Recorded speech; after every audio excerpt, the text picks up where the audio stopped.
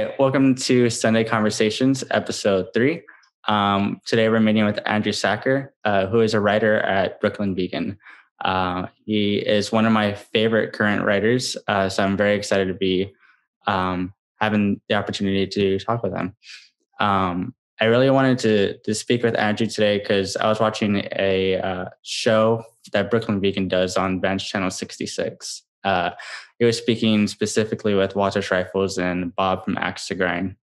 And a topic of influences came up, which really intrigued me. It's always sort of fun to hear these types of conversations. So I reached out to Andrew to be able to continue that conversation. We're going to be speaking about the importance of diving into bands' influences, discovering music in today's world where streaming is very prominent.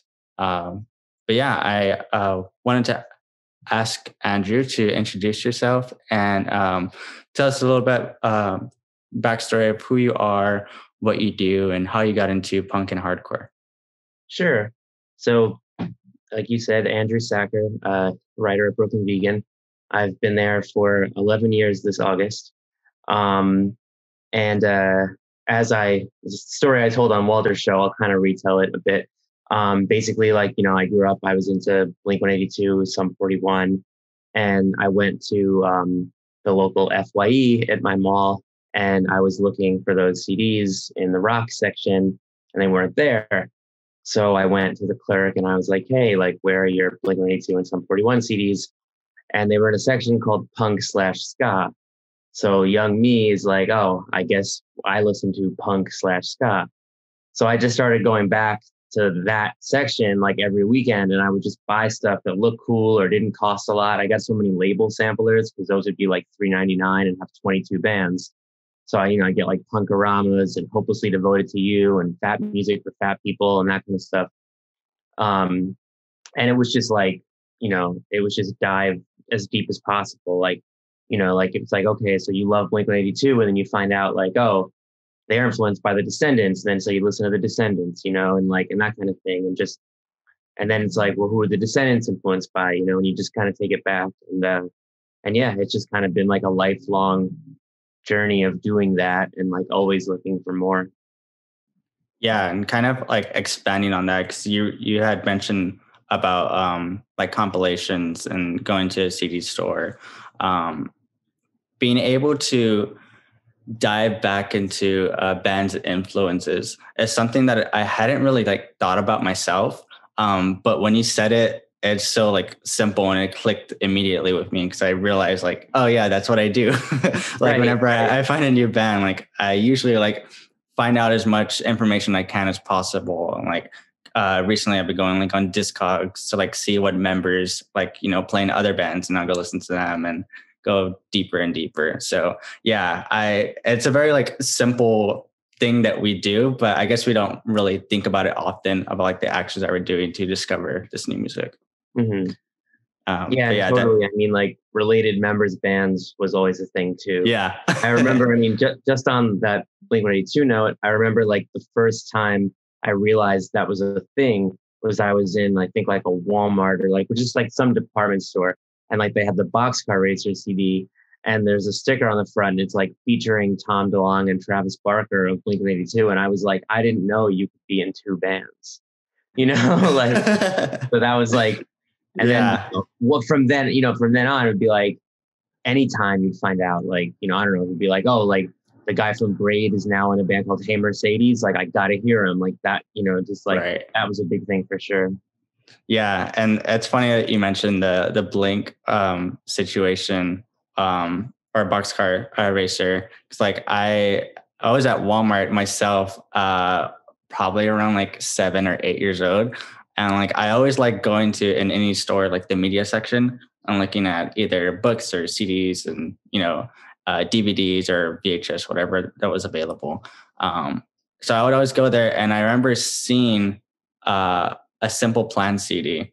And I knew about them because I grew up in San Antonio, and I was watching the Spurs play in the playoffs. And they had a snippet of a track in between commercials when they would come back to the basketball game. And it was Simple Plan.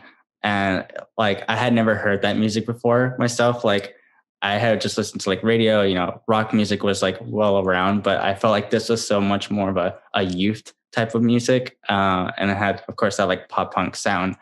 And so like I found it at Walmart and I was like, whoa. And then like on the back, it had like featuring, I forgot what song it is, but it has a Mark from Blink-182 in it. Yeah, I do anything. Yeah.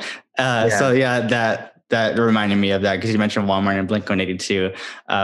And yeah, I ended up buying the CD and then kind of dove down a rabbit hole since since then. So yeah, it's funny how we have similar experience. For sure. I had that CD too. It was yeah. I was like, I had the same kind of experience that you described in Simple Plan when I first heard Blink-182, which was on Now 3, by the way, when What's My Age Again was on. Yeah. And I was just like, whoa, like this, like I already knew I liked rock, but I was like, this is my kind of rock. Like when you right. But I had a friend, I think Simple Plan's first ever tour was opening for Sugar Ray, which is kind of hilarious. But one of my friends, I was like in 5th grade, he went to that tour and like came back and was like, there was a really cool opening band. They're called Simple Plan. I bought their CD, listen to this. And I did. And like, I was like, this sounds so much like Blink-182. I love it. Yeah. So, exactly. Yeah. Yeah. It's funny how like looking back at them, I don't see them as like a very like super popular band, even though they kind of were or are. Like Blink-182 is always like the main reference point for everyone. But somehow Simple Plan came through in our youth and kind of, opened the doors. But similar to that, so did Tony Hawk and Tony Hawk soundtracks. And I realized that a lot of people that, I would listen to like a podcast with other musicians and artists. That's always like a reference point that comes up. And it was very interesting to me because I play Tony Hawk games as well.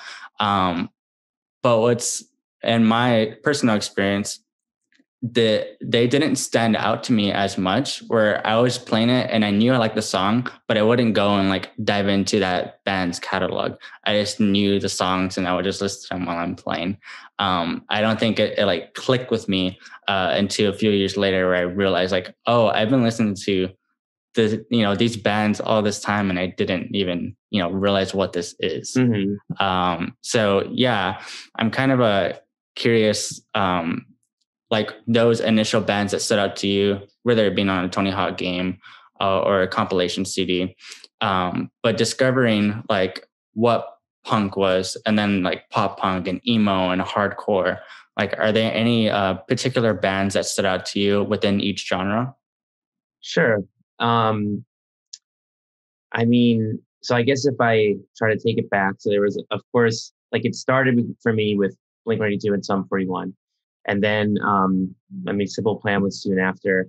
And when I was in 6th grade, the way my school was set up was there was like 2 separate elementary schools in our school district and they converged for middle school. So in like 6th grade, there were like 200 new kids that were not like previously in school with us. And one of them I had known from summer camp, but like not super well, but I just kind of was like, oh, like kind of remember you. So I was sitting next to him in math class and he was like wearing like Hot Topic wristbands and stuff. And he was like, what kind of music do you listen to? And I was like, punk. And he was like, what bands? And I was like, Blink-182, Sum 41, Simple Plan. And he's like, okay, you listen to pop punk. So he's like, let me make you a mix. And he made me this mix of stuff he burned from like, Napster or LimeWire, like whatever it would have been at the time. And it had like Deadbolt by Thrice and 2 songs from Catch-22's Keys Be Nights. And it had like Flogging Molly's Drunken Lullabies. It had a Static Lullaby on it. It was all across the spectrum, like post-hardcore, screamo, emo, pop punk, ska, like all across the board. It had Alkaline Trio, which to this day is my favorite Alkaline Trio song. It's from Maybe I'll Catch Fire. I'm blanking on the name, but that's a great Alkaline Trio record. I feel like that one gets overlooked. Yeah. But Definitely. yeah, like I just that mix kind of opened my eyes to just like all the different things under the punk umbrella. And I mean, for me, real big when I kind of first found emo, the real big ones were like Thursday's Full Collapse, Taking Back Sundays, Tell Your Friends, Thrice's Illusion of Safety. Um, yeah, those were kind of like and Jimmy Eat World's Bleed American, I would have to include in Right. that. Which I also I knew Jimmy Eat World because the middle was so big alongside stuff like the State too, and I didn't know they were an emo band. You know, like only when I heard Clarity and Static Prevails later on, I was like, now I understand why they're an emo band. Yeah. But I would still say Bleed American would have to be one of my first emo records. And I think, and honestly speaking, like bands like Thursday and Thrice and like AFI, I was a huge fan of AFI, and I don't know where you'd really sort them. I feel like they were like not quite pop punk, not quite hardcore.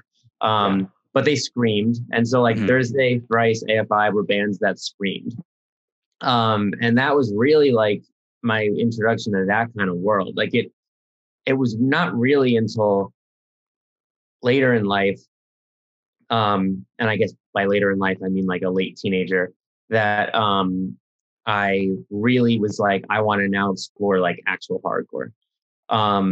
So like for like if you would have said hardcore to me as like a preteen, like 12, 13-year-old, it would more be like probably post-hardcore and emo bands that scream. Right. I eventually like, you know, got into Minor Threat and stuff. And my big one for hardcore is first hearing Nervous Breakdown by Black Flag. That song like flipped my world upside down. I was like, okay, like now I want to be in hardcore for the rest of my life. You know, like so that would probably be like the real moment changing album for me for hardcore is that Nervous Breakdown. Yeah, that's awesome. With you mentioned Minor Threat and Black Flag. Those are like so much of a fundamental band within the genre. And similar to what you said, I didn't discover them until years later. And I'm not sure what that is. I guess it does take a little bit of while to, you know, discover and then look back into the history. But I mean, with Minor Threat particularly, like I knew of them, but I didn't like listen to like the 7 inches and like know the songs very much until like maybe just a few years ago, where I really like dove deep into, you know, their discography. And now I love them. But yeah, it's just kind of funny to think about. Yeah. Well, something you reminded me of when you were talking about playing Tony Hawk and like not really thinking about it, but just being like, oh yeah, I guess we listen to punk. So like, and I actually did a piece on this for my column on BV in defense of the genre. I did a piece about like popular pop punk bands covering classic punk and hardcore songs, because that was huge for me. Right. Like when I finally got into Black Flag and heard the Nervous Breakdown 7 inch, I was like, oh, I know Fix Me. Rise Against plays this song. You know, like, and like, there was that whole Tony Hawk American Wasteland soundtrack where the whole thing was like covers of classic songs. And it was like, that was really big for me. Like just hearing like these amazing songs and then like looking into it a little more and being like, oh, so it's a cover. And then like going to hear the original and being like, oh, this is amazing. That's kind of where that thing comes in with like, following the influence. Like that's what bands would do, right? They would like cover a song. And they would, because punk is such a kind of like, you know, lots of bands are similar, right? So like Rise Against can play a Black Flag song and not change it at all. And it'll sound like a Rise Against song, right? So like there was no entry barrier. It was like, yeah, this is perfect. I love this. Like, and then you realize like what it really is. And you go listen to the original and you're like, oh, so like, you know, this came 20 years earlier and it's just as cool. This is so groundbreaking.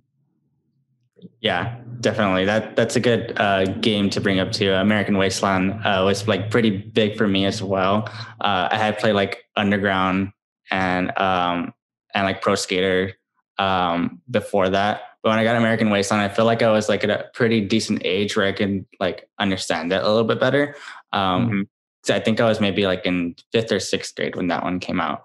And I remember it was like really cool to me because that was the first one I believe that they introduced BMX, where you can like get on a bike and be able to ride.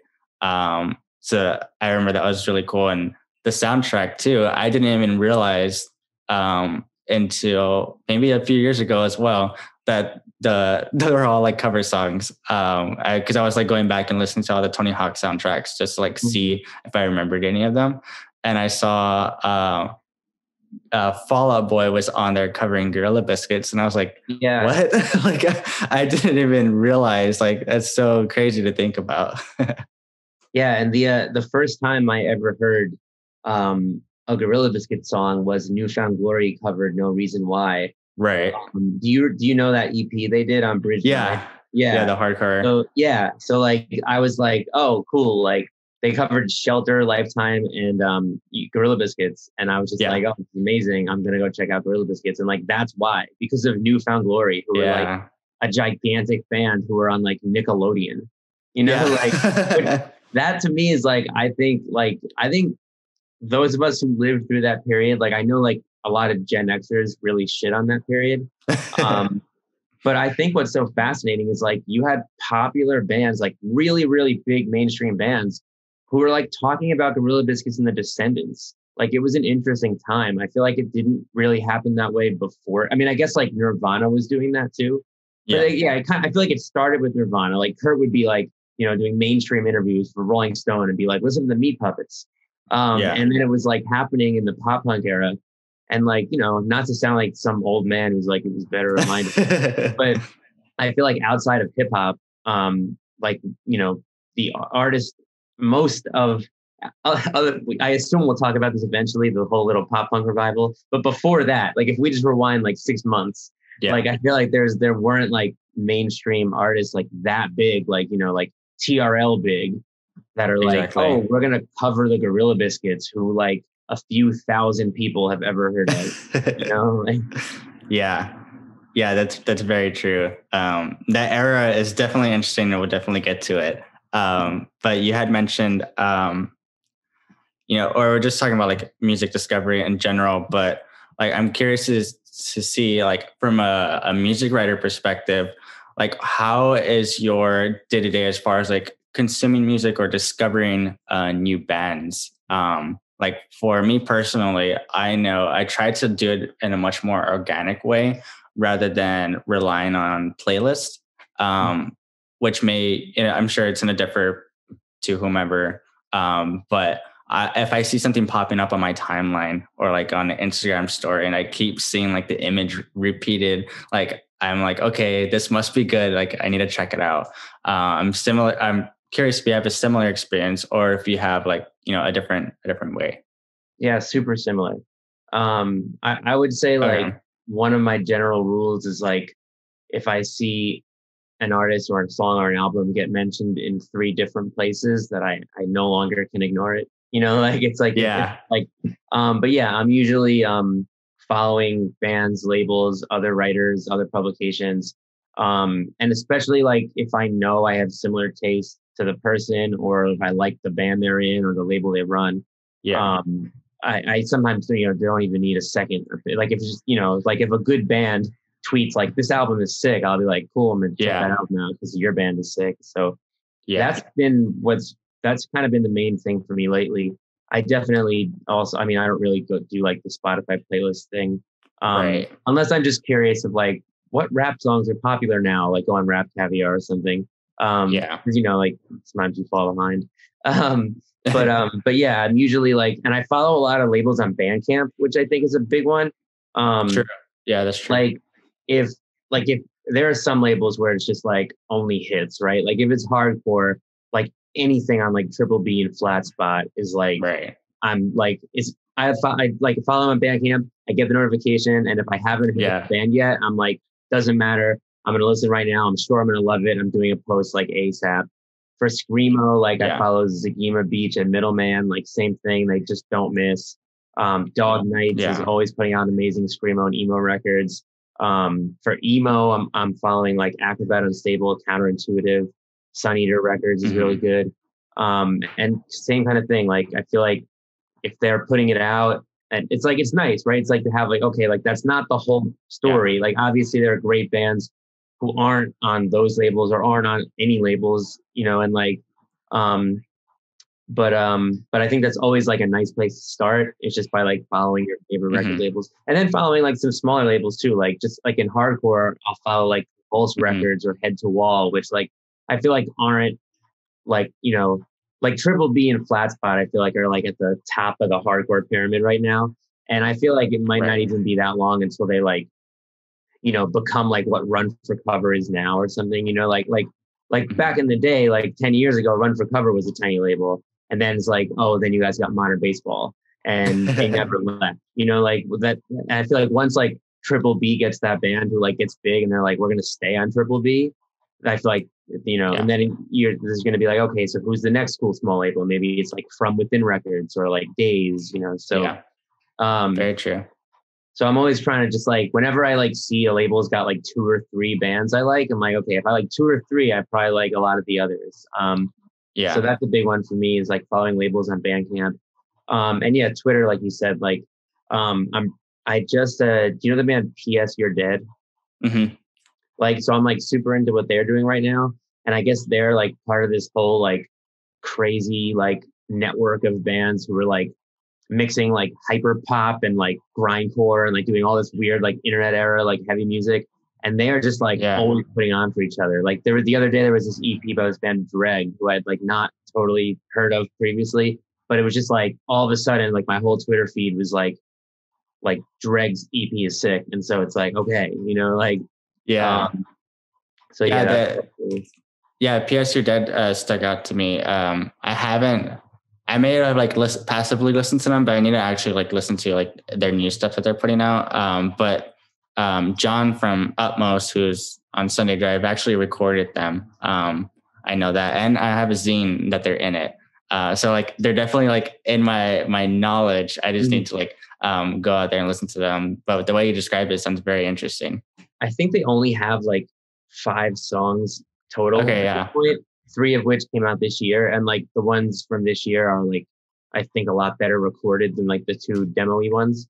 And they call themselves Dance Violence, which I think is amazing. And it's like, that's cool. Yeah, I feel like it's like in like somewhere in the realm of like Blood Brothers, Heavy Low, like those kind of just like super chaotic, like I guess like the word sasscore is kind of taking off. It's kind of like in that realm. But yeah, they're awesome. I feel like they're like, when they do a full length, I'm going to be very excited. They're definitely like, as far as like bands with less than 10 songs go right now, they're one of my favorites. So yeah. And like, I want to go back to what you said about labels as well, because it's very like, I guess comforting to me to hear that, running a label myself, because I realize that like labels aren't as like, you know, prominent or important as they used to be years ago. And because like bands have the ability to be able to do everything themselves now, which is great. But I'm glad to hear that like people are still checking out labels and like, you know, having that curation from a label, and people, you know, doing the work from that end. And you mentioned like Run for Cover, like they're like for years throughout my teens, like they're the label that I would go to. Like every release that was coming out, like I had to make sure to listen to that. And you know, I've had similar experiences with like Triple B, most recently like Closed Casket. That's another one I meant to mention. Yeah, they're amazing. Nick, who does New Morality Zine, like I always check out their stuff. Like, so yeah, I realized that I still like keep up with labels. I kind of have to like like running a label, I guess, but it's good to hear that, and I'm sure others do as well. Yeah, I mean, I've been following Sunday Drive on Bandcamp too since before this. You know, like and yeah, I mean, I think that might have even been because like I think maybe Nick from New Morality Zine tweeted about Sunday Drive or something. I can't remember, but I love that label too. And like, and Nick is just like such a huge music fan, and that's I think the thing, right? It's like, you know, like you said, like bands can get really big with no labels, but like the curation aspect, like people like you, like, you know what you're talking about. You have great taste. You know when you hear something awesome, and you're like, okay, so like we're gonna put the record out and like create this little like network of bands that we all think are awesome. And so yeah, I mean, it's just like about, like, I hate to use the word like tastemaker because I feel like, but just, you know, when you trust, when you're like, okay, like this person and I have a lot of music tastes in common. They have their ear to the ground. They're always looking for new stuff. They're like, I'm curious, you know, what they're into, you know, and if it's a label, what they're putting out, and if it's the writer, what they're writing articles about, you know, like. Definitely. Like, and a lot of it too, just from like talking to other labels, like it really is like a labor of love. Like a lot of the labels, like the smaller ones, especially, you know, and even myself, like I don't do this full time. Like I do it like on my free time, to help bands reach more people. Cause if I really like this band, I really appreciate their art. Like I want others to hear it. Similar to like, as a regular listener, if you like this band, like you're going to show your friends like, oh, have you heard this? Like, that's just something that I love to do when I was like, you know, a teenager in high school. I always had that like group of friends where I can show new music to. So that's, running a label was pretty much that Right. to me. But like on a little bit larger scale where you can, you know, reach out to more people. And I feel that way about like what I do. Like I was always exactly like, you have to hear this. And like, there's yeah something so validating about hearing a band you love and showing it to someone else and having them be like, I love it too. So exactly. Yeah, I feel like you know, when I hear something great, I'm just like, I need to write about this on Brooklyn Vegan. Like people need to hear this, you know, like, so. Right. Yeah. And I've realized that, as well. Like I mentioned, like you're one of my favorites because I do follow your work, and like I look out for these Brooklyn Vegan articles. Cause it does, you do a great job of like capturing like music from like the past month, for example, where you can like group them and I can go and look and, you know, hear like what's new, anything that I had missed. And Brooklyn Vegan has been like a huge site throughout, you know, a pretty good portion of my life and as consuming music. So I always knew of them. But before, I always saw them as like this bigger site that covered like the larger bands. And it wasn't until recent years where I actually started following like you and like a few other writers where I see a lot more like small labels or like small bands coming up on Brooklyn Vegan, which is like very exciting to see. So I'm really appreciative of like Brooklyn Vegan is covering these bands because they definitely deserve the attention. Like you mentioned Acrobat and Stable earlier. Like I probably wouldn't have known about them if it wasn't from Brooklyn Vegan, I don't think. Because I saw like the YouTube videos that you all were sharing about like their record store hauls. Oh yeah. I thought that was like really cool. And we've been chatting a little bit since then. So I hope to chat with them more. And but yeah, it's it's you're doing exactly what I'm doing as far as like reaching out to more people. And yeah, it's kind of cool to kind of put this all together now. I'm seeing it like there's so many different aspects of that very fundamental thing of like, oh, hey, you know, ex friend, whatever, like, have you checked out this new band? And all these like avenues are very like exciting to like realize. Yeah. And thank you for saying all of that. Yeah. And yeah, I mean, I just feel very like, you know, no matter how big or small, like if the music is great, then it deserves to be. Yeah. Yeah. For sure. Like that's that's the main goal. Just, you know, if the music's good, we just want to share it. So as far as we're talking about music discovery, do you think with playlists and like streaming services that are very prominent right now for a kid that's growing up, do you think that they're primarily consuming music through like playlists and things, or do you think that and it may be a combination of both, but or do you think they're consuming it more organically, or like we mentioned, like being in school, or having that one friend, or having that older brother or sister or whomever, to be able to experience that music? Because I can kind of see it as like a lot of the playlist doing a lot of the work. Because if I were to think back to it, like an example that we mentioned, like Simple Plan, if they come up with my like playlist at that time where like I had access to everything, that would be like pretty like eye-opening to me. Like I would hear that and then like go see what other playlists there are, and find like all these bands that I probably would have been very harder to learn about. So I'm curious That's to a hear really good your point. thoughts. Yeah. That's a really good point. I have like no insight into like what kids listen to today.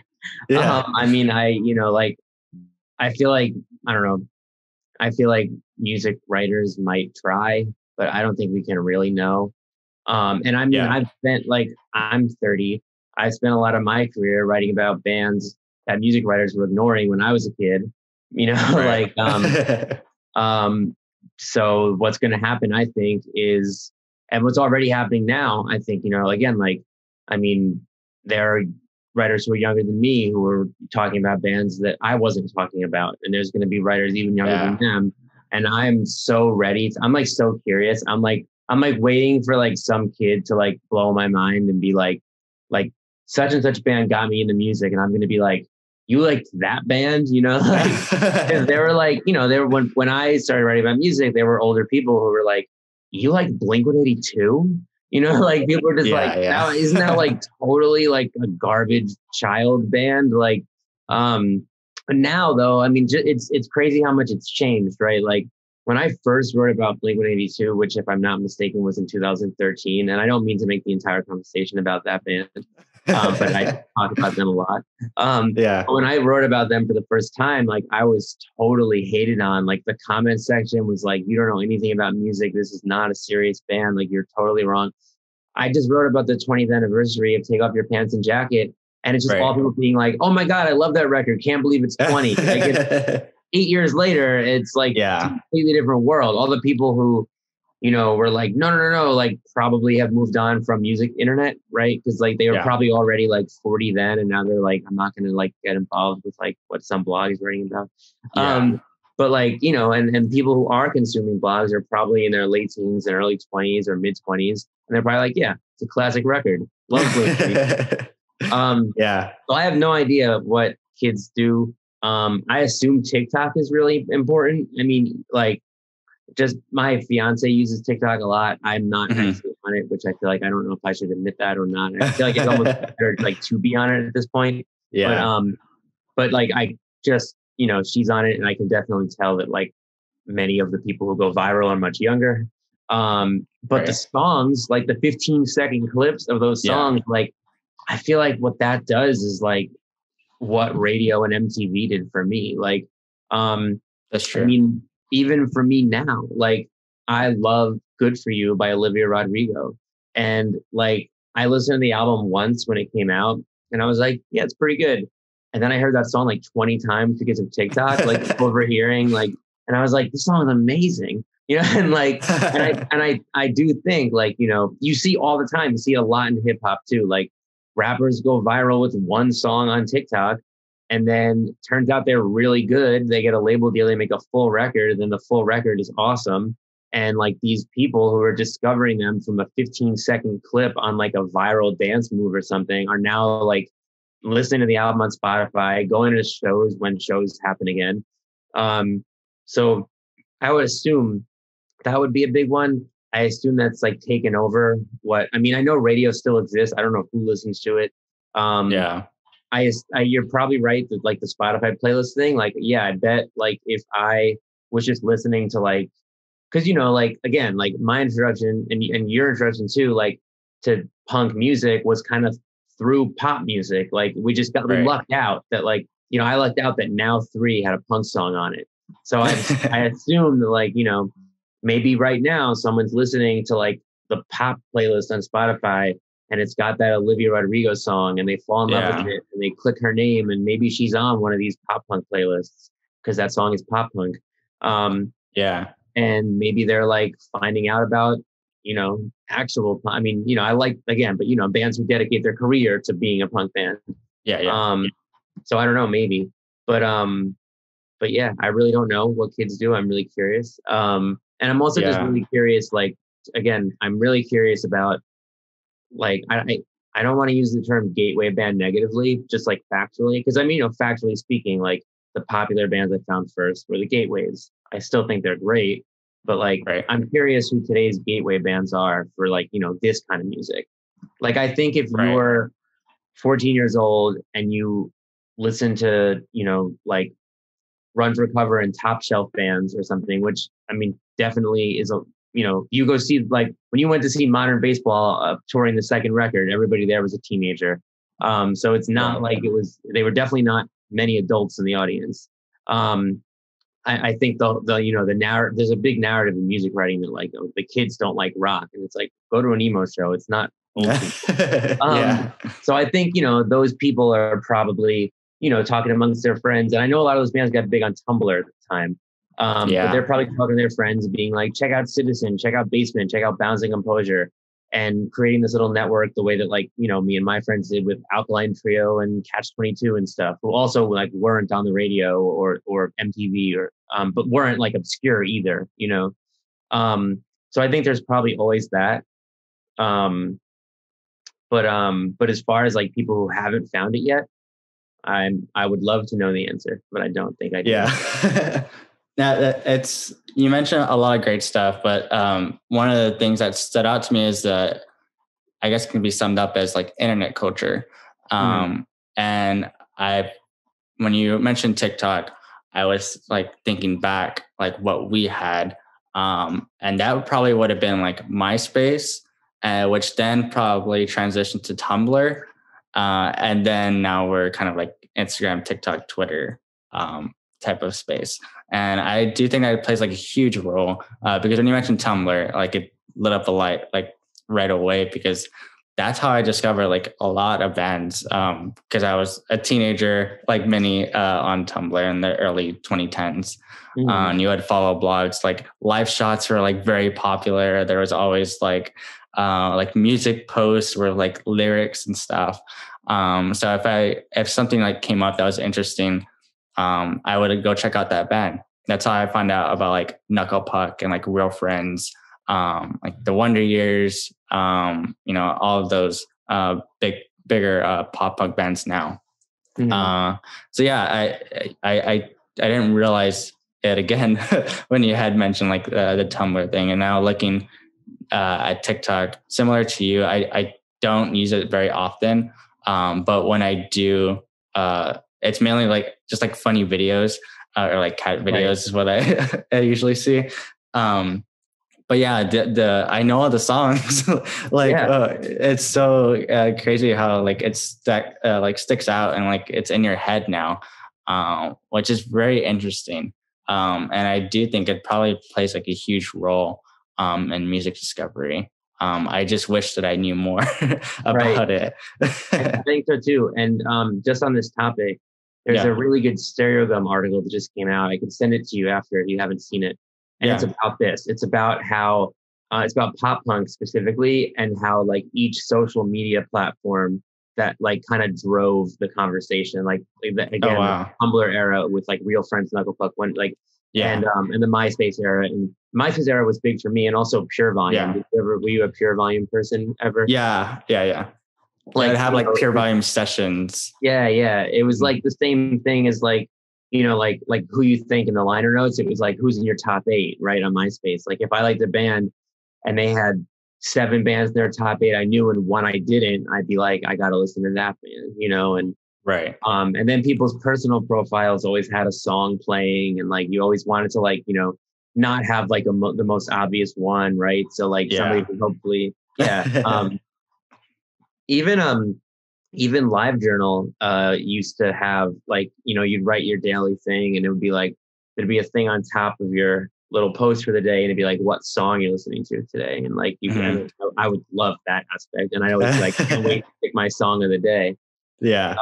And, say, like, friends, I'd go on friends' live journals, and they'd be like, oh, my song of the day is, like, I don't know, like Hot Rod Circuit or something, and I'd be like, oh, I gotta hear that song, like, so yeah, those social media platforms definitely are huge for that.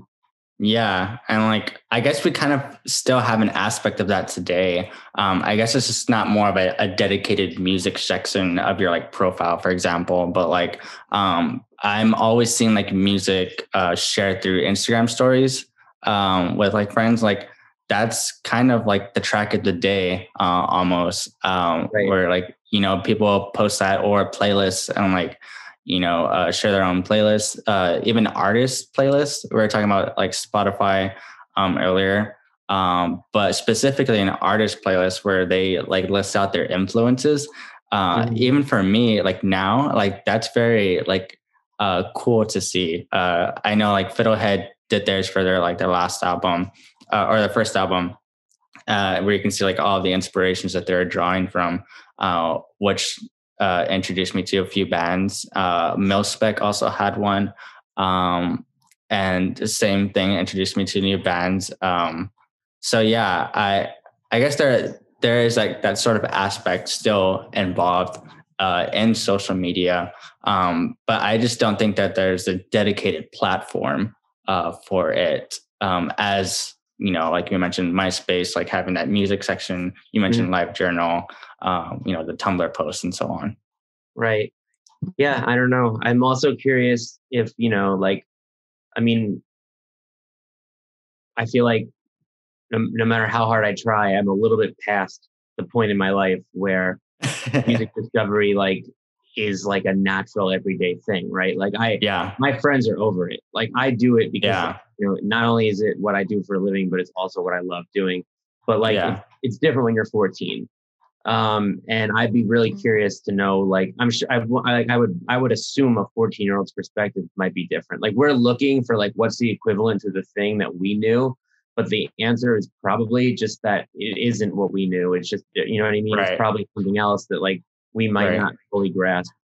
And I also wanted to say, one, that I love that last Milspec record, and two, that I guess, like what you're talking about, like artist influences playlists, like some people might consider this like, kind of like interview 101, but I love asking artists like who their influences are. And one of the big features we do at BV is like for the new Fiddlehead record, we ask them to like name influences, and they saw that. They picked 8 records and told us a little bit about each one. And I love that. I mean, I've found bands through that. Like, I mean, like when it's just 8 or 10 records, and a lot of the times you're like, oh yeah, like I figured you were listening to Guided by Voices or whatever, like, but like, sometimes there are like surprises, and I'll be like, oh, you know what, like I don't know this. And I mean, especially now, there are like a lot of the bands I'm listening to are a little bit younger than me, and their influences are bands that were maybe not coming to me at the time because I was like, maybe not like involved in the scene in that way. You know what I mean? Like, like just for example, like I interviewed Hazing Over recently, the band who used to be called Shin Guard. And they were like, yeah, like our introduction to heavy music was like Chelsea Grin and Suicide Silence. And I was like, whoa, like when those bands came out, I was like, I want nothing to do with them. Like I would just like not even close to involved with deathcore. But like I went back and listened to them because Hazing Over is good, and I really like, their EP. And so I'm like, you know what, I guess I'm going down the late 2000s rabbit hole in 2021. And I'm like, I don't know if I'll ever be like a true fan, but there's some cool stuff, like I'm like right now in 2021 being like, maybe I like Job for a Cowboy, like, so it's cool to find stuff that way, like to just go back and be like, oh, like I never would have listened to this at the time. Like not just like, growing up, it was always like, okay, who are the legendary bands from before I was old enough? Like again, like Nirvana's talking about the Meat Puppets, like, okay, I got to hear them. Their great album came out before I was born. But like a lot of times now it might be just stuff that I could have totally heard if I was paying attention to it. But I was like, listening to Fleet Foxes instead or something because it was like 2007 and I didn't want to like be a scene kid anymore. So, like, but yeah. Yeah, it's funny going back and like listening to the bands that you mentioned, because I have I guess like some sort of affinity to that era, but also some sort of like embarrassment or like cringiness. I think it primarily has to do with the aesthetic of it, because the band merch was so like prominent, like at Hot Topic, where like they'd have crazy illustrations, like cartoons and like weird letters and everything, where it became like a look for kids my age. And I went through like a slight phase, like eighth grade, ninth grade, where I was like trying to do that, I think. But I looking back on it, I'm like, why was I, wearing like dumb shirts or whatever? But it's because I like the bands. I mean, like, you know, getting away from like the embarrassment of the aesthetic, but like looking into actual songs, like bands like The Devil Wears Prada or A Day to Remember, Attack Attack. That those are kind of the bands that I found like on my own, that were an introduction to heavier music. So similar to the band that you mentioned, they're more, I guess, more on the like the deathcore or death metal side. Whereas these are, I guess, metalcore, maybe be a genre tag for for Devil's Prada, Attack Attack. Or I know crapcore is like a thing for Attack Attack.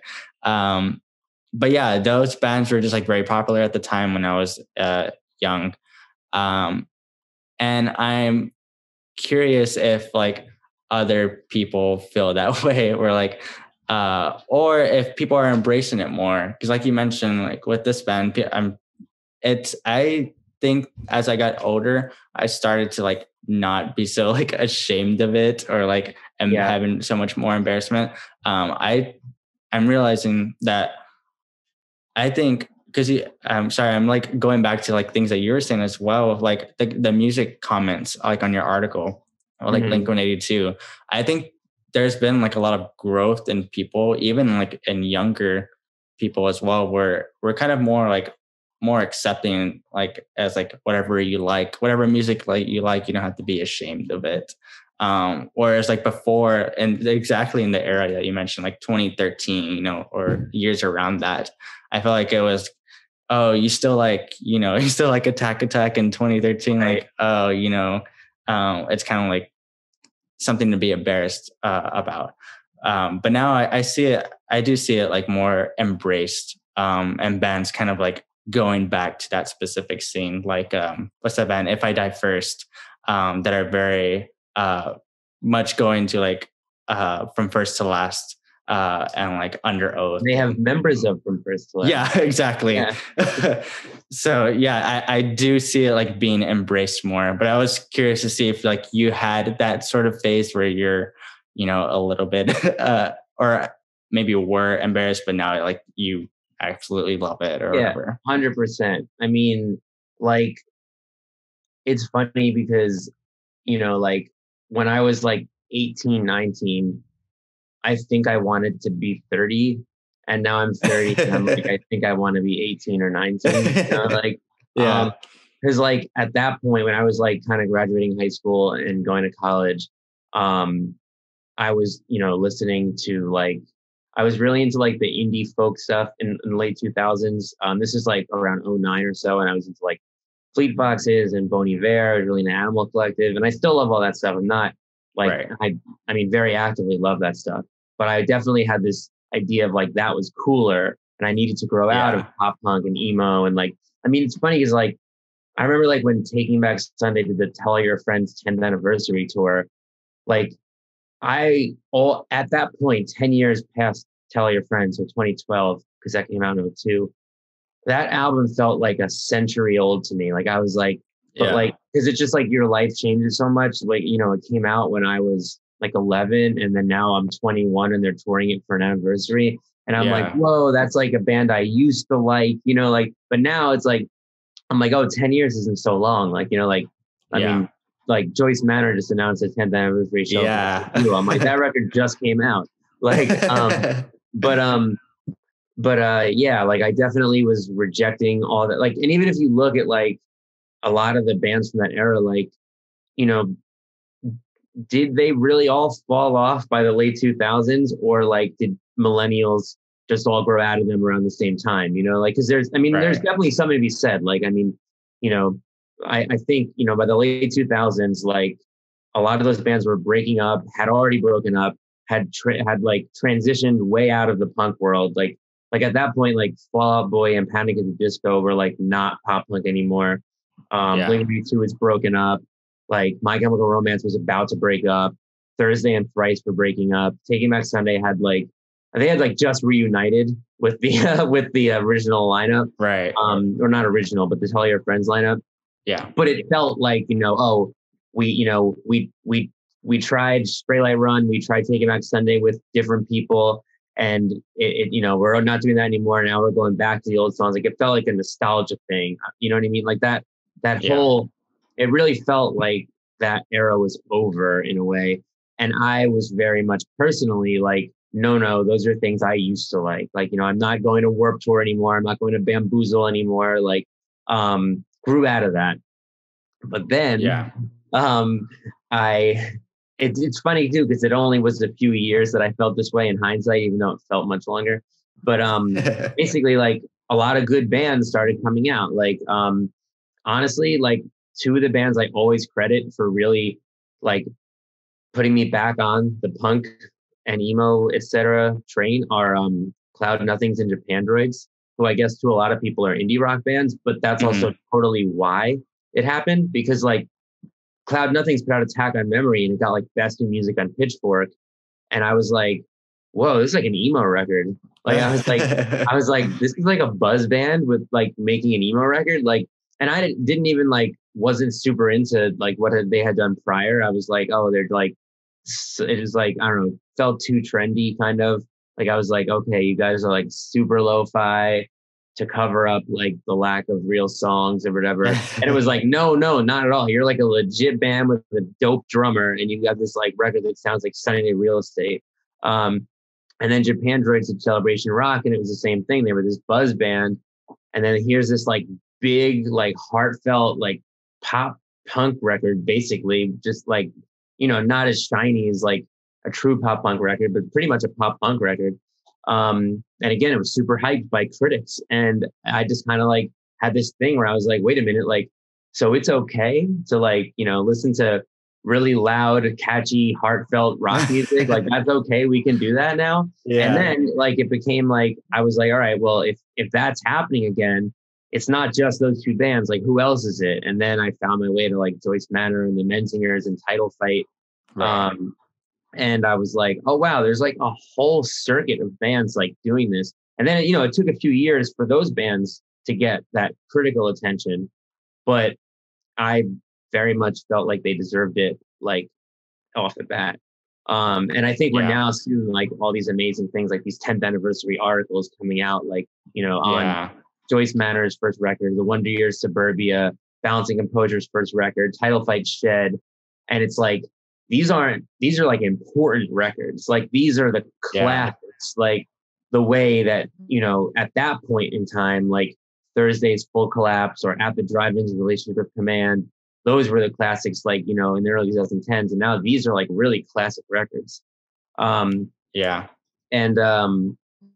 basically, I totally digressed from your question, No, but basically, like, yeah, I definitely had that little moment of just like, I'm not into that stuff anymore, but I came back to it. And once I did come back to it, it was just like, I'm going all in. Like, it was like, yeah, like, I'm like, you guys are listening to like Waves and you don't think they're influenced by Blink-182? Like, are you joking? Like, and so I was just like, no, come on. Like, you have to acknowledge this stuff. And like Green Day, like, I mean, pick an indie rock band off the street. They own Dookie on CD, you know, like, I'm like, you guys like, and The Offspring, like, and all those like big 90s pop punk bands, like those bands, like those are the bands, and Rancid, like those bands are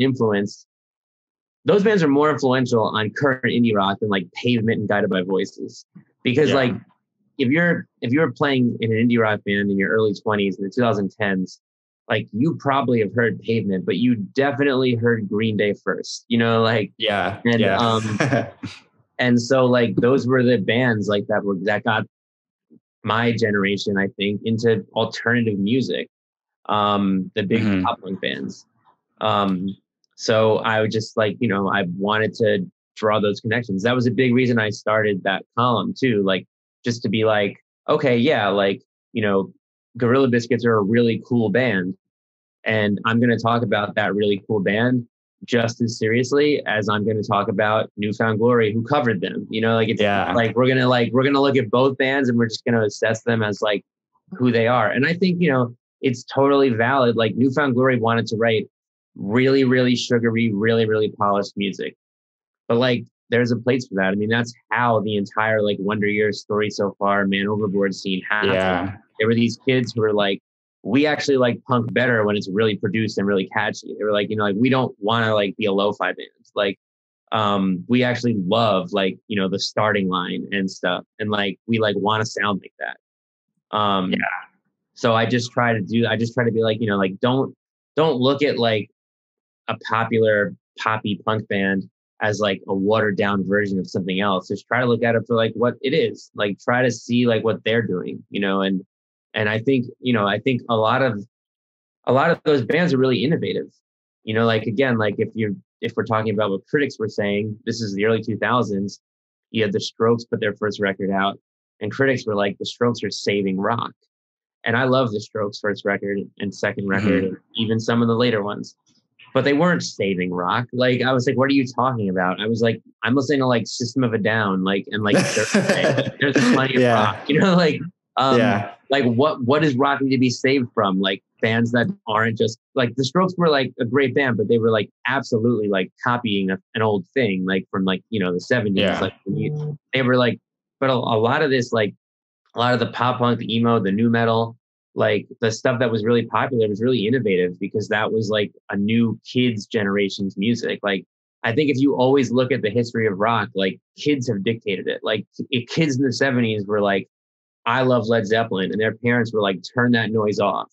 And in the 80s, the same thing, but like it was Slayer, like, and it's like, if my rock music as a young kid in the early 2000s is like the Strokes, like, and my parents will be like, sounds like music we have in our club.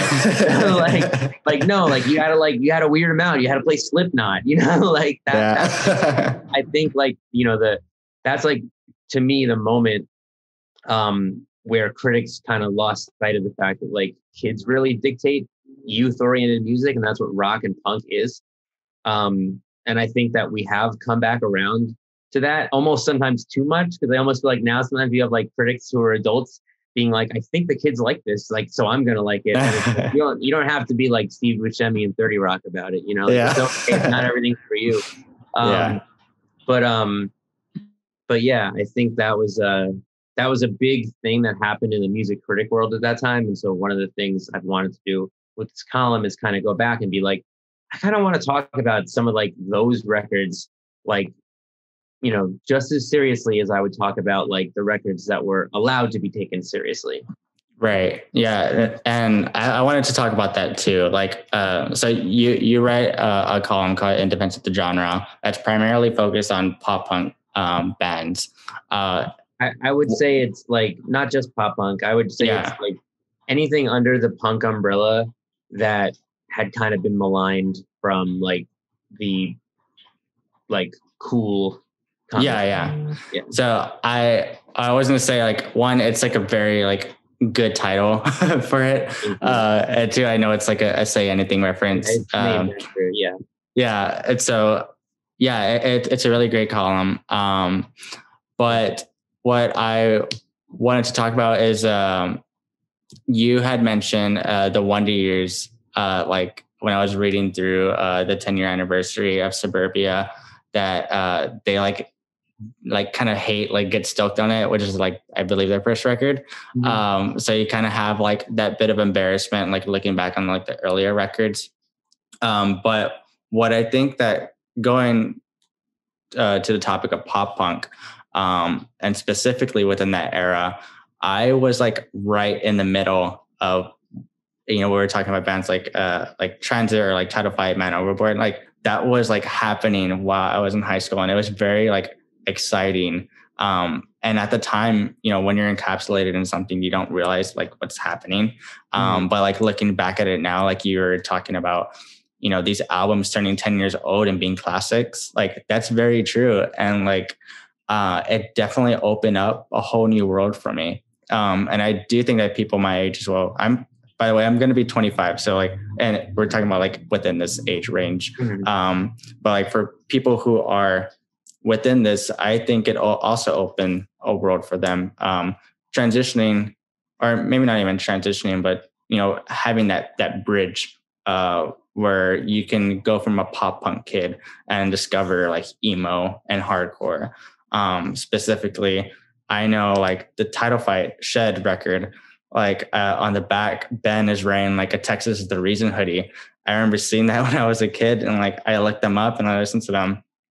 At the time, I didn't love it, which is kind of crazy to think about because they're like my favorite band now. So I think I was just like a little bit too young to appreciate them. But now I'm like going back and like, yeah, they've been my favorite band for like the past few years. And like the story so far, I realized that was like a Newfound Glory song title. Right.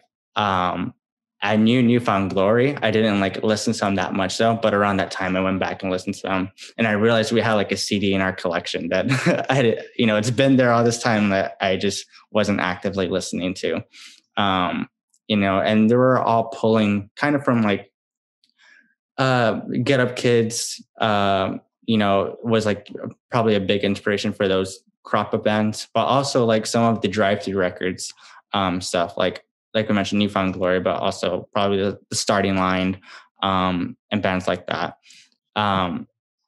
So right now, it seems like pop punk kind of like went away from my perspective, and like after like Man Overboard and those bands, like I felt like it was a little bit quiet, and then emo kind of like took over, where you mentioned like Modern Baseball, and bands like that were like more popular. But now I'm looking back or looking at it right now, it's kind of getting to the mainstream point. Like you mentioned the Olivia record, but also like all these Travis Barker features, like going into like the pop, mainstream world. And I was noticing this happened before. We talked about it earlier, like bands breaking up, around 2006, 2009 era, probably, where you had the My Chemical Romance and, all the bands that you mentioned, like Stop Being bands, Starting Line, the Early November, all those like drive-through bands, like probably stopped being bands around that point. And it's because it was becoming very mainstream. And it was probably had this commercialism to it that wasn't appealing anymore, I'm assuming. Obviously I wasn't there, or old enough to understand at the time, but that's what I would assume. But do you kind of foresee that happening again, or do you foresee like a new wave of like pop punk bands happening, or is it already happening and I just don't know about it yet? So I just did a list on BV of 10 songs from the current pop punk revival. Yeah. I think it's a fairly, like, I think if you're into this kind of stuff, it's probably all stuff, like it was just more geared towards maybe like, hopefully at least reaching people who like, are listening to like Olivia Rodrigo and Machine Gun Kelly and don't realize it does go deeper. But we'll see, who knows? But yeah, I think it's a great thing, honestly. I mean, you have Olivia Rodrigo and Machine Gun Kelly are really popular, and they are like truly making pop punk. Like it's obviously a bit different than it was in 1999, and it's obviously like, I mean, bands like Blink-182 and Green Day, they came from like the punk scene before they were popular. So there's obviously not that happening with like Olivia Rodrigo and Machine Gun Kelly. But just to have that music be that popular, I think can only do good things. I mean, of course, there are also negative things that can happen. Like, obviously, there is all these horror stories of like major labels scooping up like aspiring young punk bands and not knowing what to do with them and like holding on to their record and not giving like them the rights. And like they were like, you know, like bands who would make a record and like the major would be like, we can't sell this, and then it would just get shelved. Like I think that happened to like Sensefield, and their record was shelved for years because they just like and it was just like, you know, like, what a great band, but like they just, the major label didn't know what to do with them. And so obviously like when you start getting like the majors and corporations and everything involved, there are obviously things that can go wrong. But I think ultimately it's a great thing for the genre to have the exposure. I mean, when you had like in the early 2000s, when you had Blink-182 and Sum 41 and Simple Plan blowing up, all of a sudden like Fat Records and Epitaph Records could like afford to give their bands real budgets because like, you know, like there was so much demand. Like people were like, we want to listen to more punk bands. You didn't have to be on a major to get big. Like obviously a lot of them went to majors, but like, I mean, like Blink-182 and Green Day took Saves the Day on tour when they were on Vagrant. You know, like these like Taking Back Sunday's biggest music came out when they were on Victory. Like they eventually went to a major, but like, I mean, what are all the emo nights named after? It's all references to Tell All Your Friends, you know, like, so like these bands, like really were able to have sustainable careers because there was demand for the type of music they were playing. And so like the way I'm looking at the current pop punk revival and like if you like the little list I made, like, yeah, it has Machine Gun Kelly and it has Olivia Rodrigo and it has Travis Barker's record with Kenny Hoopla, which I think is really cool. And Travis Barker's song with Willow, which I think is really cool. And obviously those are like on major labels and you know, they have a backing of like Travis Barker, who's like one of the most celebrity drummers ever. But then I have like Pink Shift and Meet Me at the Altar and Action Adventure and this band Glacier Veins and this band Dollskin or Hopeless and this band Closure from Sydney. And like, you know, they're playing real pop punk, like as pop punk as in like, not like pop punky emo or pop punky indie rock, like pop punk, like really poppy music. But they're like, you know, most of them are on independent labels or like, I guess Meet Me at the Altar's on Fueled by Ramen, which I guess is a major, but still has that punk cred, I guess. But they're small bands like in comparison. And I think that those bands are getting uplifted a little bit. Like because people are like listening to Machine Gun Kelly and Olivia Rodrigo and they're like they're a little hungry for something else like that. So I think that is a good thing for that reason. I hope that the current generation is able to like, because I think what happened when punk band, like once Nirvana got gigantic, it was just like, you know, it was one punk trend after another. Like first it was Green Day, and then it was like ska, and then it was like Blink-182 and like that kind of glossy pop punk, and then it was emo, and like all these times, like these bands are just like bands who never would have occurred to them to sign to a major label when they formed, right? Like I just was talking to Jeff Rickley from Thursday on our show, and he was like, when we formed our band, we wanted to like play a basement show. We didn't want to we didn't know it'd end up on Island Records, you know, that like seemed insane. Like, so hopefully now that like the idea of a punk band on a major label is something that's like pretty well established, maybe we'll see like bands not run into some of those same issues. I don't know. I mean, I'm not involved in the industry side in that way. I'm not totally sure what will happen, but I'm really hoping that having this music be popular again is just good for like the genre overall. Because I don't know, I think it's cool. I think it's cool that like punk derived music is having a moment. Like, I don't want to sound stuck in the past. I don't want to be like music was better when I was a kid. And I love a lot of current mainstream music, and I love a lot of like new innovative trends that happen within mainstream music. But I just think there's like a certain cathartic release from like loud guitar music that has been missing. And I think that I think there are a lot of kids who are yearning for it the same way there were when like Nirvana unexpectedly blew up, because I think they blew up because when their music reached large audiences, people were like, oh, I think I do want that. You know, like, and I think it's happened with Blink-182 also. Like when I first heard Blink-182, I didn't know what I was looking for. and they became what I was. They were like, oh, this is what I'm looking for, you know, like. So I think that I think there's something like really like inside of us that like we don't know about, that just like some of us at least, I think we gravitate towards the catharsis of like a loud rock band. So I do think that like it's a good thing that that music is coming back on a mainstream level. Yeah.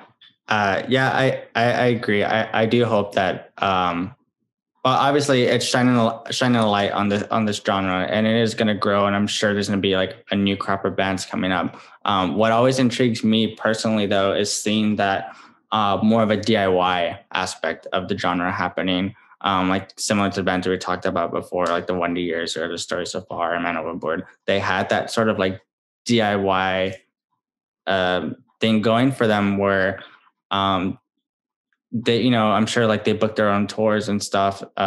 And also at the same time, we're probably wearing like hardcore shirts, like on stage, or like on records, or like referencing, you know, them in interviews, like you had mentioned. Things like that, I think, are important in the DIY world.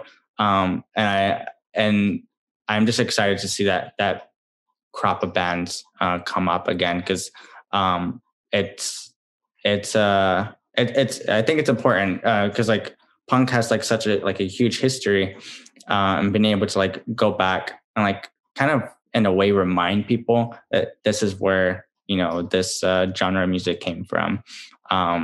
And you know that from there people get inspired and create new bands and form new sounds and do something different with the genre, which is always exciting to see.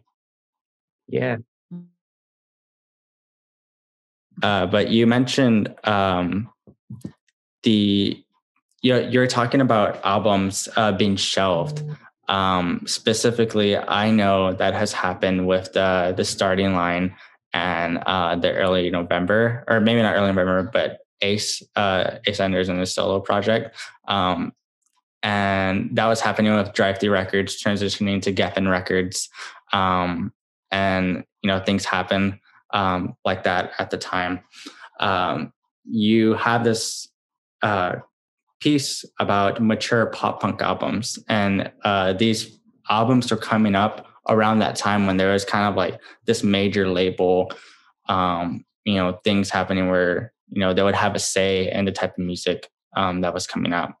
But a lot of great albums happen from that. And I wanted to talk to you more about that, because I think my favorite early November record is The Mother Mechanic and The Path. That just had like a huge impact on me in my youth. Also, like the Starting Lines, like Direction, or even Based on a True Story. That one was still like pretty more mature than, you know, Say It Like You Mean It. And I know Coming Home from New Found Glory is another one you mentioned. But like looking back on all these records, they're really great. And it's, as I mentioned earlier, it's always exciting to see something new happen with the genre, in any genre. But something that's new and taking, you know, things in a different direction, I think is important. Otherwise we're kind of stuck, you know, in the type of music that's been created since, you know, the 80s, that I can just go back and listen to Minor Threat if I wanted, you know, it's like another, you know, punk hardcore band. But yeah, I'm curious to know some of your favorite mature pop punk albums. Well, my number one is definitely Untitled Blink. Yeah. Huge album. I think they like invented a genre of music with that record that like hasn't been replicated, not even by them. Like it's just so fascinating. Like they just, because what's fascinating me about that record, because one thing I talked about when I made that list is like what it did to the band's career. And look at like New Found Glory, right? Like, I mean, I think Coming Home is a pretty good record. But they immediately were like, we're going back to pop punk. Like it was just like, it didn't work out for them, I guess. I mean, I think it was their last album for the major that they were on at the time, because the next record, Not Without a Fight, I think came out on Epitaph. So like, I don't know if they got dropped because it wasn't selling, or if they were just like, it's not fun to play these songs live. I don't know. But that really like, that was like the end for them. They never tried to be mature again. In my opinion, which is why they also haven't made a good album in a very long time. Because they like, all right, you guys are like 45 and you're playing like when you were 18. Like, it's a little weird. And the starting line broke up after Direction. And Kenny did Personnel, which continued that path away from pop punk. And then Vacationer, which also continued that same path away. And like, I think, Kenny was very young. He was 15 on the first starting line record. Yeah. He went through what probably we went through. Like, he got embarrassed with pop punk eventually, now you go see the starting line play, and it's like, you can tell he's like, oh, like my high school band's back together. Weird. You guys like the songs, but sure, here they are. Like, it seems very, very fun for him. I actually really hope, I think of all the bands in that list, I think they're one who could make a really great record if they try. But early November, same thing. Like, they did that record, broke up. When they came back, I think Early November's new stuff is great. I think it's really interesting and different, but like, it's obviously they were like, all right, we're going to still be like a heavier emo band again, which is great, but they definitely didn't like continue down the path of that album. For Blink-182, everything just worked out perfectly for them. Like, they were the biggest band in the world, and Tom did Boxcar Racer because he was like, I have these weird, heavy post-hardcore songs that aren't going to work at Blink-182, so I'm just going to make them on my own. And it became like a massive selling record. And then I guess my assumption is the rest of the band, maybe their management, their label was like, okay, I guess you proved us right. You can make a weird post-hardcore record or whatever. So they go make like this totally weird record that's like basically unprecedented, but they don't lose any fans in the process. Like, they like Feeling This and I Miss You are like just as popular as their pop punk songs with all the same people. Like, it's like, I mean, it's almost like, to the casual listener, the change was almost easy to miss. Like, I think there were some people who just like, but like, I think, you listen to the deep cuts and you're like, what even is happening? Like, this is not a pop punk record. But they just like, they kept that accessibility they've always had. Which I also think, so if I could go back and redo that list, maybe it's because it was so new at the time, but I would include the Wonder Years Sister Cities. Because I think they had a very similar thing where, although more so than that album, I would say No Closer to Heaven, it had the thing where like they pushed pop punk like as far as you could possibly push it, to the point where like it's almost not fair to even call it pop punk anymore. But they still were scratching every single itch that they were ever scratching on the early records. And I think that album is like so fascinating for that reason. And I think the same thing with the Blink-182 record. Like, it's so experimental. It's so different. There's not a bad song. And they were able to keep their fan base, but also like, probably find new fans. And I think I think that record really sustained their career. Like, I think if they would have done Enema of the State Part 3 and then broken up, like, they could be Sum 41 right now.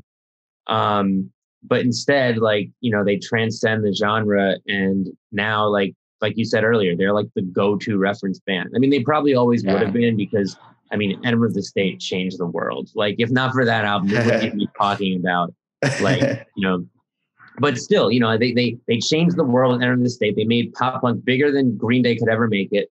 And they paved the way for Sum 41, Simple Plan, Newfound Glory, Fall Out Boy, Good Charlotte, like All American Rejects, like all these gigantic bands only happen because Enema of the State creates that demand.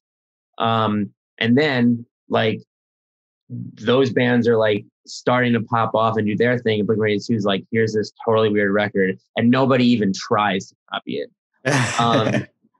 And so I think, that gave them like, because they have like, now they have the artistic record, they have the world conquering record, and then early in their career, they have like the raw punk records, like, which I think help because they have this punk cred. Like, you listen to Dude Ranch and you're like, that's a punk record.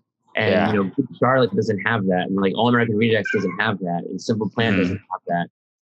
So I think Blink-182 had these three perfect phases where like there's the underground punk era, the totally like perfect glossy sugary pop era, and then the weird experimental era. They all worked. They all sounded great. They just kind of pulled off like such a perfect career arc.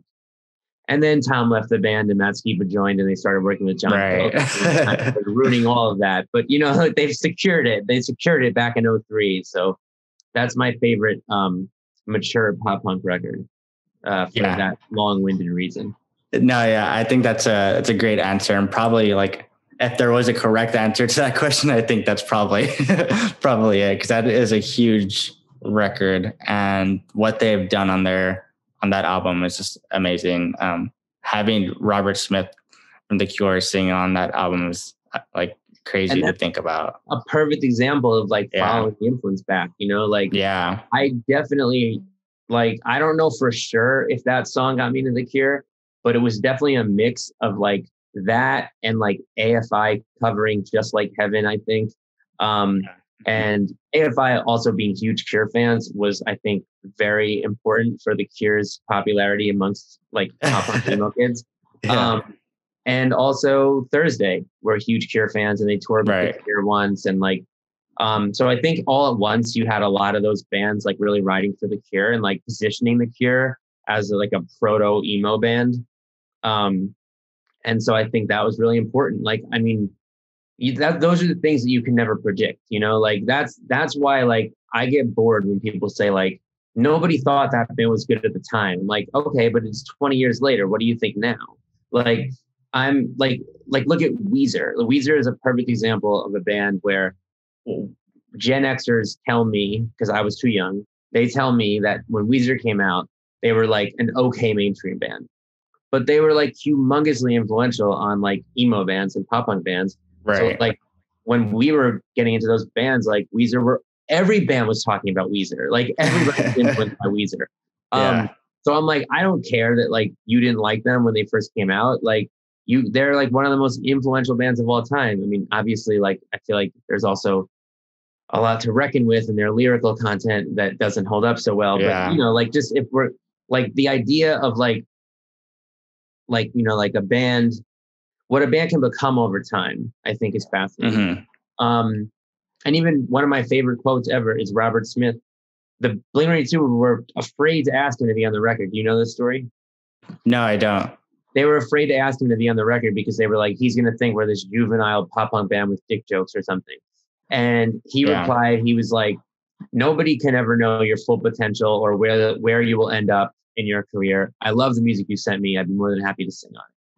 And I'm like, that's so amazing. And so, like, I'm like, yeah, cause they grew up. They were like, we don't want to be like that band forever. And I just think it's amazing that Robert Smith could see that because so many people couldn't see that. A lot of people might have liked that Untitled record if they heard it at the time, but they were like, I'm not going to listen to a Blink-182 record. So. Right.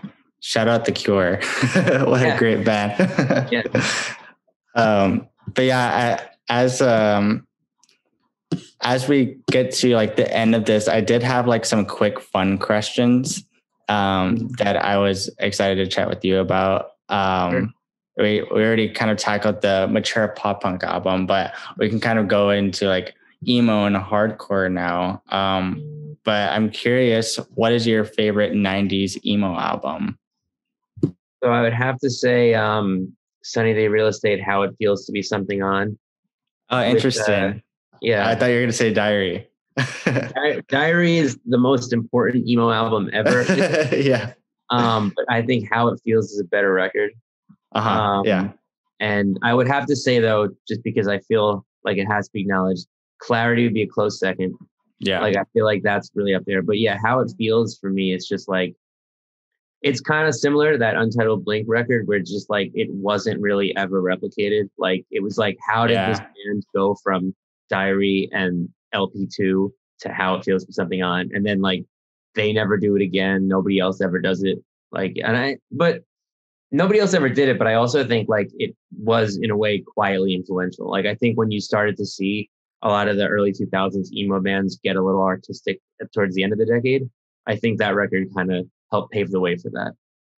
Yeah, that's a good observation on that record, because that's one of the Sunny Day Real Estate albums that I don't always go to because it is so much more experimental. than their earlier material. That one and like Rising Tides, I think.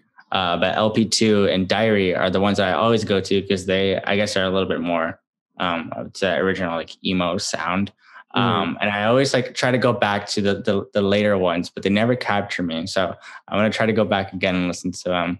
But I do know though that there's always like some hits on those two albums specifically. Yeah. Like there's always like a few tracks that stand out to me, but as a album, like consistently, it doesn't like capture my full attention for the whole album. But yeah, there's like really great songwriting, I know for sure, on those albums. Yeah. What's your favorite 90s emo album? Probably, if you were to ask me this years ago, I probably had said like American Football is like self-titled. But now I can confidently say, Do You Know Who You Are by Texas Is the Reason. Because that is just like one of my favorite albums of all time now. Having listened to it over and over. Like there's so much that was done in that album as far as like the riffs that they're like creating and like the melodies and everything. Yeah. And I think that the title fights that we were talking about, like Balance and Composure, Basement, bands like that. I really do think that they're pulling a lot from Texas is the reason that I don't think they get enough credit, as like the other popular emo bands. Yeah, I agree. Actually, I think that record, it sounds so ahead of its time. And I think that's because it has been so influential on so many different generations. Right. Like, I first heard that album when the early 2000s bands were talking about it. And it was like, oh yeah, you guys all sound like that band. And then like you said, yeah, like Title Fights and Balancing Composure type bands, like also pulling from, and that's a fantastic album. It never gets old. It's like, I feel like you listen to it and you're like, these songs should have been hits. Like they're so and but so smart too, and great record. Yeah. I believe the second LP was supposed to be on a major, and then they broke up. That's the perfect story of like, they so easily could have, like, they could have been Jimmy Eat World, like that could have, like, exactly. It was going to be somebody, and it definitely could have been them if things went differently. Yeah. I'm curious what that would have been. I know when they reunited, like in 2009ish or 2011, one of those reunions, they did write some stuff and like recorded, and the material is currently shelved from what I last read. I believe they're trying to do something, so hopefully, but I'm very curious to see what would be a new Texas Is the Reason songs. Similar to what you mentioned with the Starting Line earlier, if they were to write a new album now, because they did the 7-inch, a few years back, and those songs were really good. They were good. That's part of why I'm like, wait, no, you guys can do it. Like, you just gotta try. I know you like, we don't have to talk about Starting Line. But hopefully we'll hear that eventually though from Texas. Also being from Texas, I feel like they like naturally, like I really like the band name and the like the aesthetic that they have. Like I've been collecting their t-shirts since the pandemic happened because they have some really great designs. And I just adore that band. What are your current favorite hardcore bands? I would say Buggin', Soul Glow, One Step Closer, Anxious if they count as hardcore. I feel like they could either be hardcore or emo. And Gulch and Regional Justice Center. Yeah, great answers. Y'all had Anxious and One Step Closer specifically on the Brooklyn Vegan show, so I'm sure it was great to see them live. With their new material sounds really good, and I'm super excited for their new albums coming out. I think those bands are going to like, I don't want to say like, I think two things. I think they're going to carry the torch for Title Fight, which I think is a void that we're really needing to fill right now. I think people really need this Title Fight. But I think that they might like also elevate the genre the way bands like Title Fight and Balance and Composure did. I think they have the perfect mix of like accessibility and true to their hardcore roots, that they won't turn off hardcore community, and they will bring in, even like, like Turnstile and Higher Power, have been like Right. kind of, but I think they are kind of going to do that. So Yeah. Yeah, I agree. I definitely see that in them. And I know like title fight like gets talked about a lot, and like they're kind of like memed sometimes, or like people saying I miss title fight and everything. But I think it is really because they're such a groundbreaking band and an important band to many, because they introduced, brought hardcore into youth, whether you knew it or not. Ned was always wearing like a hardcore shirt, yeah, on a stage. Like, seeing him at a young age, like I picked up on like cues like that. He had like an X watch, and I was like, oh, I'm straight edge too. Like, what is that watch? Like, what does it mean? I'll go and like dive into the history on that, and like listen to the bands he was a part of. And like, yeah, there's just such an important band. And I do think that one step closer, and Anxious like have that in them. I mean, obviously they're inspired by like Title Fight, but like they are doing something that's I'm excited for. And them being on Run for Cover, one step closer on Run for Cover that just got announced, it's gonna be like amazing for them. So I'm very excited for them. yeah, and they're doing the same thing that you were saying about Ned. Like when Anxious played our show, they were wearing like Bold and Chain of Strength shirts. Right. And then when we talked to them, I asked them like, what are your influences on the record? And they were like Untitled Blink, which blew my mind. I remember that. Like, I was just like, this is amazing. I've been like waiting for this, like finally the full circle. But but yeah, I mean, but they're wearing like these shirts of these legendary hardcore bands who broke up when those guys were like not born until 10, 12 years later. Like, right. So it's awesome that they're keeping that lineage alive, but also bringing, again, like they're like, oh, we pull from like youth crew bands and we pull from Blink-182, and that's why we sound innovative, because like those things have not been combined before.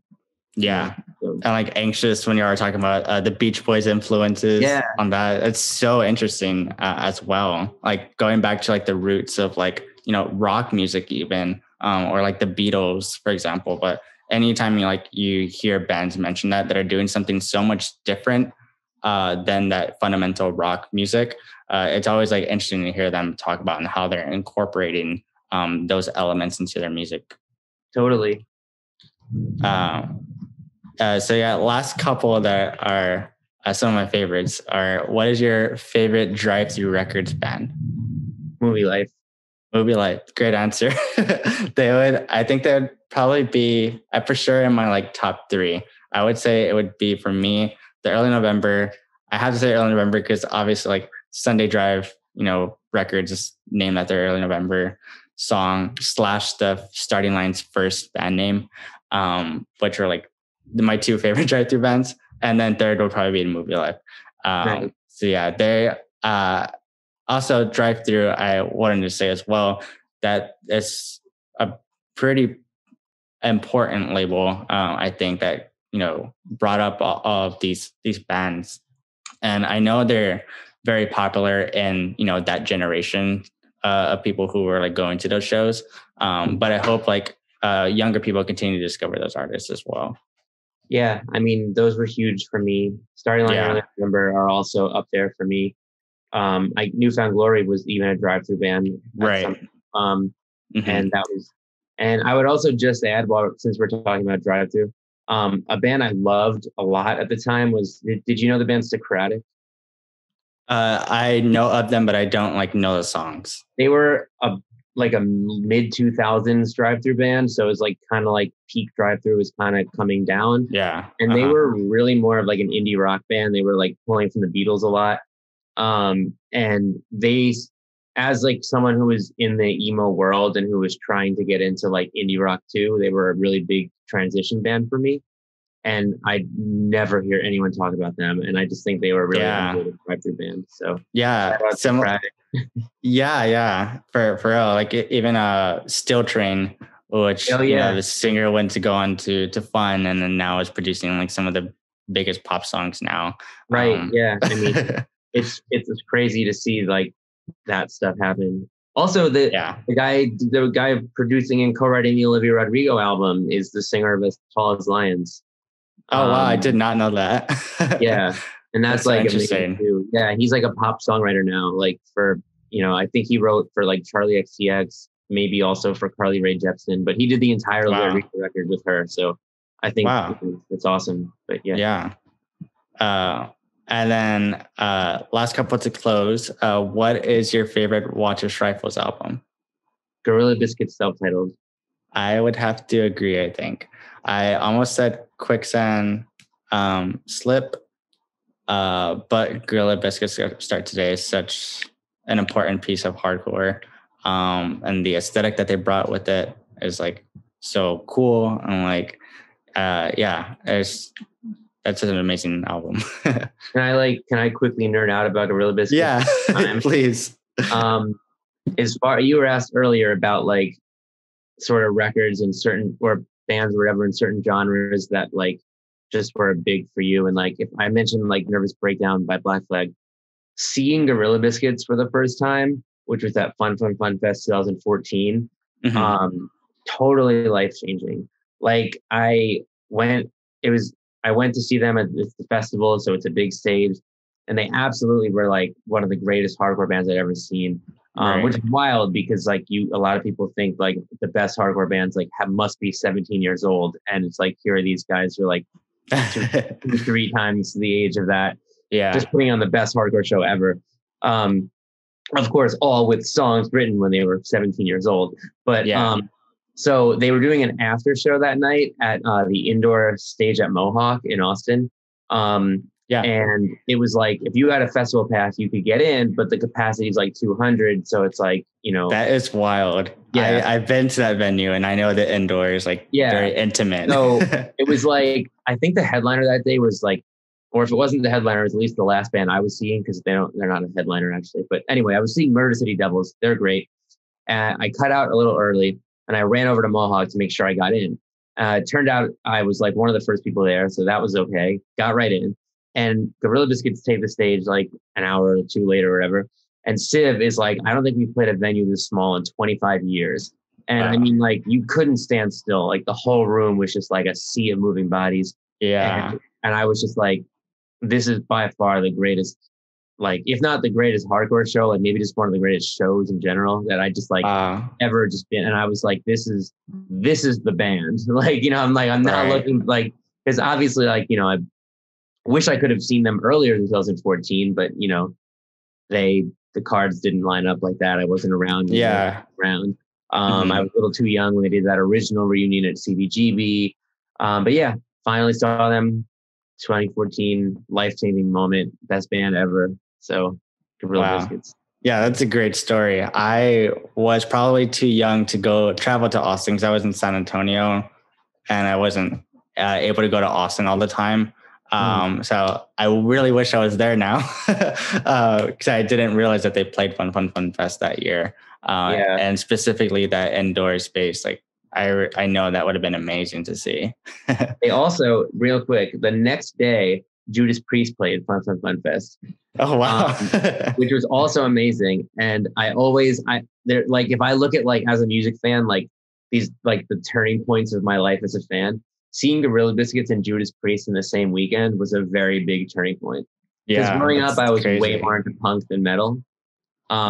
Seeing a Judas Priest show kind of like really put me on a path towards like going way more down the metal rabbit hole, which I feel like I continue to go down frequently. So that was a real life-changing festival. That's awesome. But yeah, the last thing I have here is like, I always like to end on, what are you listening to? Do you have any music recommendations? And is there anything in particular that you're excited about? Well, my favorite album of the year is the For Your Health album. And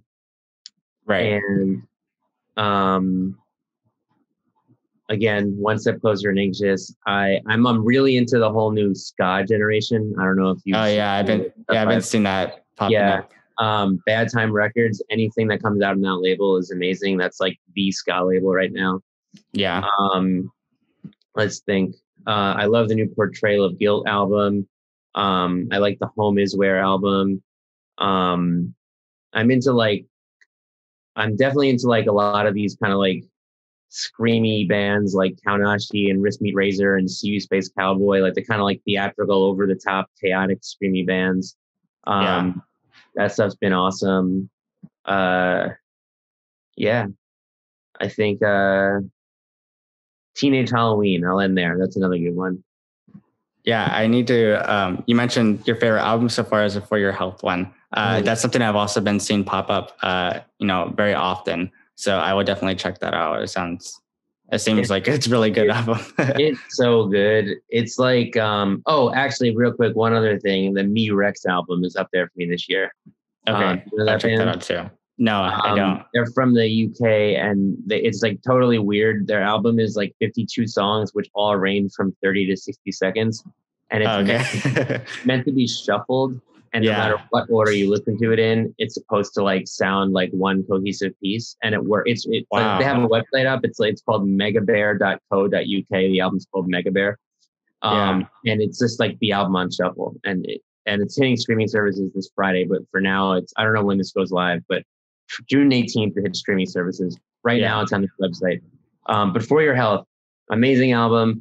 I feel like they really do, like, they take like the kind of like over the top experimental post-hardcore of like Fear Before the March of Flames, and then like the total chaos of like Daughters and the Locust, and they just kind of like totally merge it. But then Hayden, the singer, also loves My Chemical Romance and Fall Out Boy. And so they're like this totally screamy, intense, heavy band, but like kind of like, to relate to a lot of stuff we've said earlier, like they're not afraid to touch on those like really catchy emo pop touchstones.